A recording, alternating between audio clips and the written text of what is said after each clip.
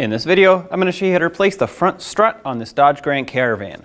We are replacing just the shock absorber part of the strut assembly, so just so you know, you do need a spring compressor for this job. After finishing this repair, it's important to have an alignment done on your vehicle. Let's get started. Take a 19mm socket, remove all 5 of your lug nuts, and then remove the wheel.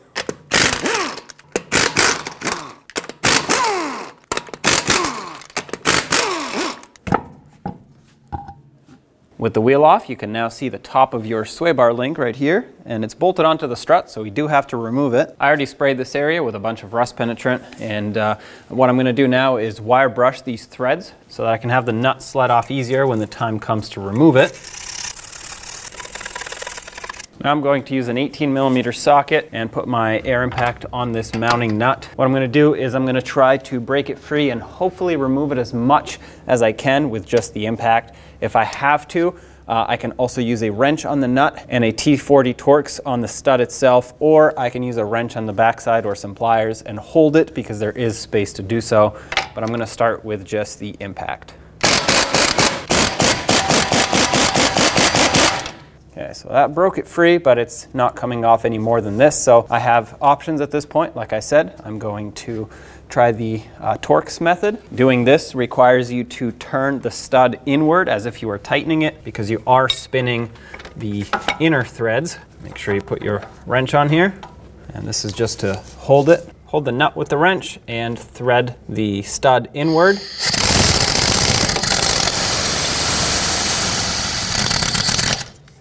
Looks like that worked. Perfect. If that also doesn't work for you, you can just hold the stud on the backside, take that off. The nut fell off, but now you can remove the sway bar link. And this right here is where you would hold it on the backside if you had to. Try not to pinch the boot with pliers if you're using pliers, so otherwise you'll have to replace it if it gets damaged. On the other side of the strut, you'll have this 10mm bolt holding this bracket on for the ABS wire. Break that free.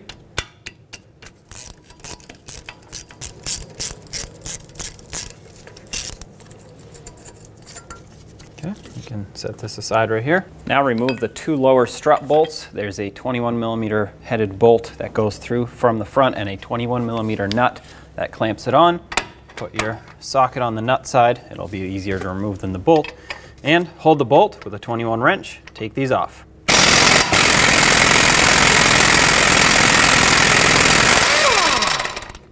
Let's remove the lower one.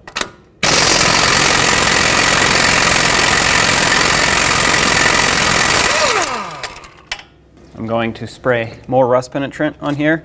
Hopefully it will get into these grooves that are now created when the strut decompressed. And now use a hammer and punch them out.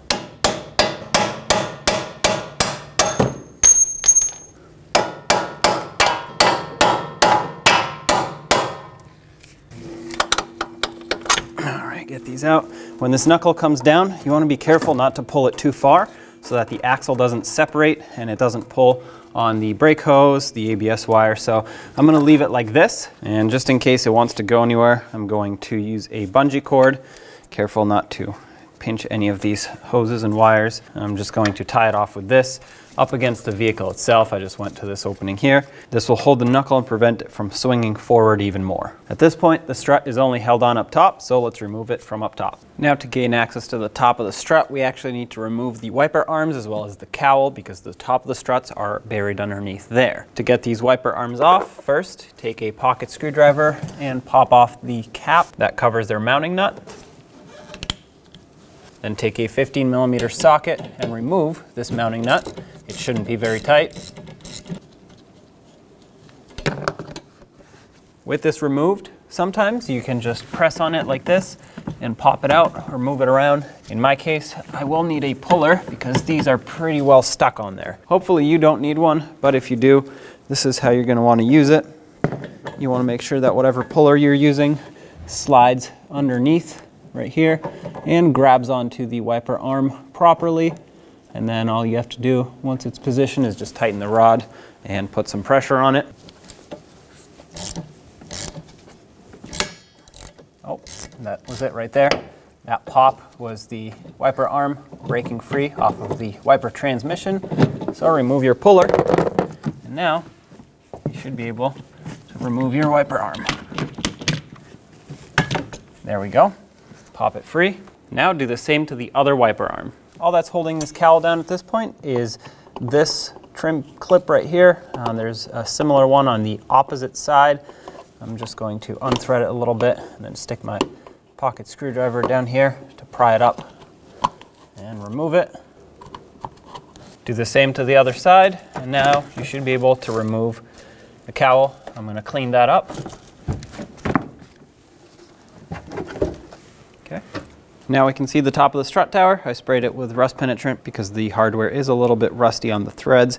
And I'm going to remove all three 13mm nuts. So there is one in the back there. I'm going to start with that one because it's the most difficult one to access. And I'm going to leave this one for last because on the last one, we have to support the strut from underneath so it doesn't fall down.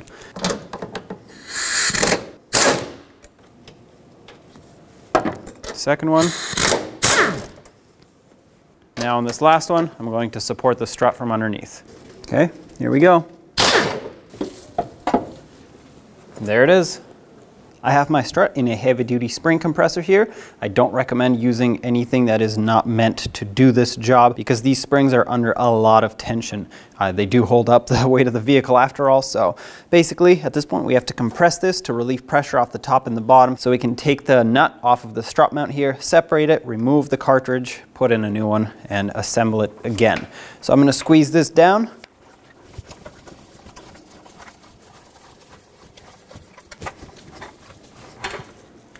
Okay, looks like we just lost pressure off the top and the bottom. That's perfect. That's exactly what we're looking for. Let's get an 18mm socket up here and remove that nut. I sprayed it with rust penetrant. It is fairly rusty. Put this on and hopefully this works. If this doesn't work, we're going to have to hold the shaft of the shock itself with some locking pliers. But sometimes you can get away with putting a power tool on here and just zapping it off.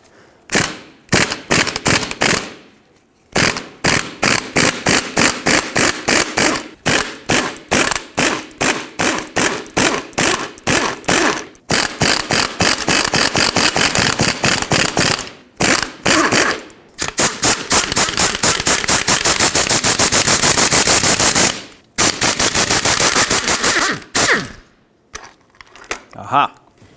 Now we can take the cartridge or the shock absorber part out from the bottom. The boot and the bump stop are going to want to come off. That's okay. Here it is. Before we install this new shock, let's prime it or start it. And I have the new mounting nut up top here with a socket on it so I can press on something that is, well, a little bit easier to press on.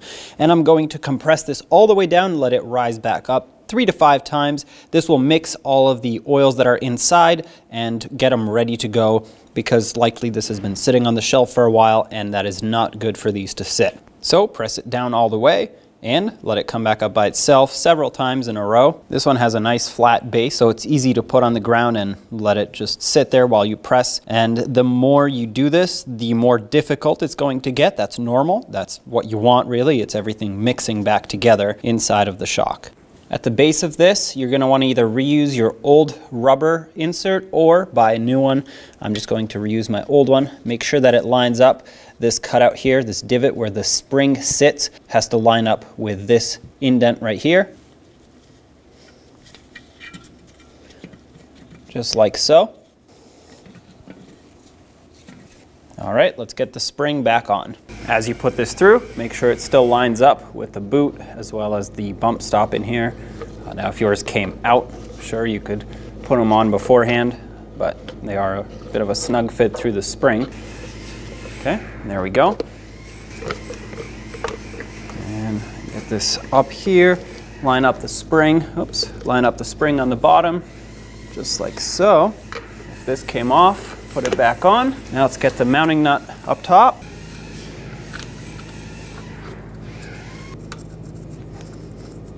Okay, let's snug it up. Make sure everything is seated as it should be. Give it a couple taps with the impact.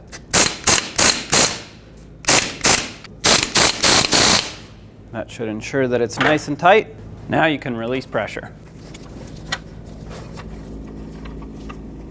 Make sure this is seating properly. All right, let's get this back out of here and in the vehicle. Let's get this strut back in the vehicle. All right, once it goes through, quickly put one mounting nut on so you can let go, and you can put in the other two. Snug them up. It is ideal to torque these with the weight of the vehicle on the strut, so I'm going to wait to torque them until the very end, but for now they are snug, so this is secured in place here. If you use any sort of support here, such as a bungee cord, remove it. I sprayed anti-seize on the knuckle surface here so that it would stop corroding. There was quite a bit of corrosion going on. I'm also going to spray some on the inside of the strut here where it clamps onto the knuckle for the same exact reason. I don't want the two dissimilar metals to corrode together. Push the strut back, take the knuckle, move it forward and into the strut. Lift it up and have some bolts ready to put through. Whichever one lines up first, put it through. Put the other one in as well. There we go. All the way through. They did go in front to back, so I'm going to put them back the same way. They also had little splines here, so I'm going to tap them into the strut. That's how they're designed. There we go. Now I'm going to put the mounting nuts on. We're going to bottom these out and torque them. When you snug these, I have a wrench on the bolt side just in case it wants to spin, and I'm going to push the knuckle in like this. Even though these are not adjustable, they have a little bit of play. It's always best to start with the knuckle in and then let your alignment professional do the rest.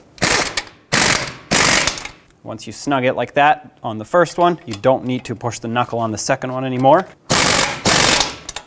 The torque for these two mounting bolts is 65 foot-pounds plus 90 degrees.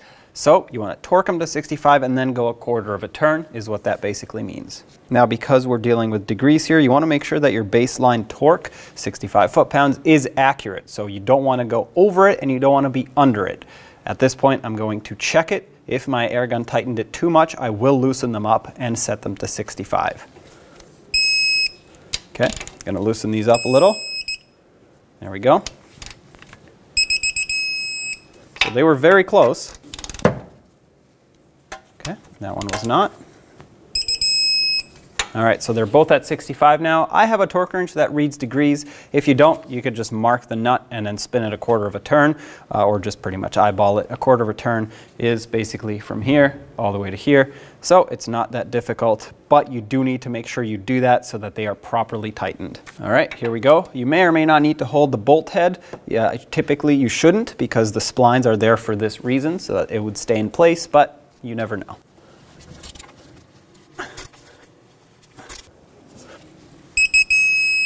That's it right there.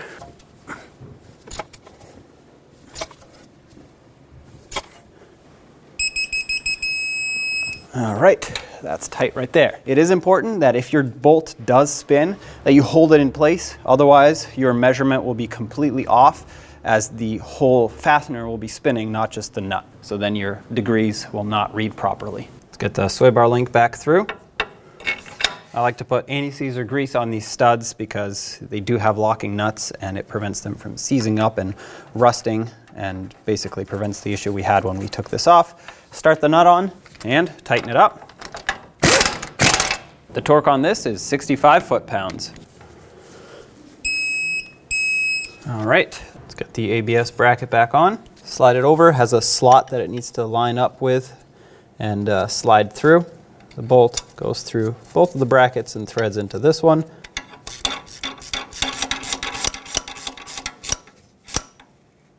There we go. Let's get the wheels back on. Start on all 5 of your lug nuts, bottom them out, and in a cross pattern, torque them to 100 foot-pounds.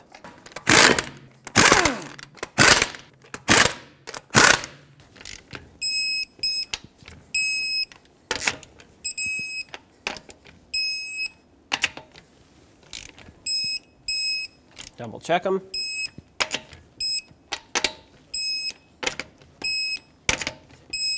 All right, with everything back together, let's come back up here, and the torque for these 3 mounting nuts is 21 foot-pounds.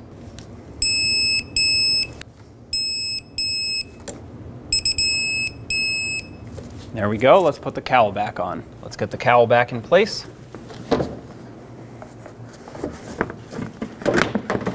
Make sure it lines up and latches into all the hooks that it has down there by the windshield, so it can actually sit flush up against the windshield.